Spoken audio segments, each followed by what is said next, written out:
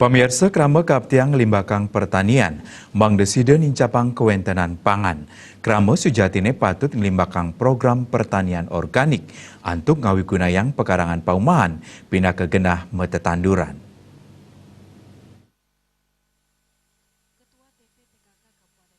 Ketua TPPKK Kabupaten Gianyar Nyonya Adnyani Maya Serengungayang pemerintah jantan nyokong para petani antuk nandur sayuran organik.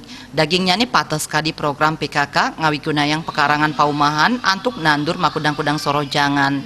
Kramel sani metetanduran ring pekarangan jantan nenten ngawi gunayang pupuk kimia. Pertanian ring pekarangan paumahan ngawi gunayang lemekan wiadin pupuk kompos. Satios becik hasil panen jantan nenten medaging pestisida. Sayur organik janten argane luwih mal sayang ring sayur tiosan. Nanging sane mangkin sampun wenten makudang-kudang petani ring Kabupaten Gianyar sampun ngawit ngadol hasil pertanian organik antuk pengargel sane sedengan minekadi sarojangan wowohan umbi-umbian miwa asil gumi tiosan.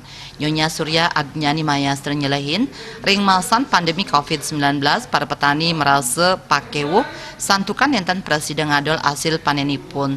Pemerintah mau usaha ngewantu petani ngadol hasil panen menjalaran organisasi dari desaku.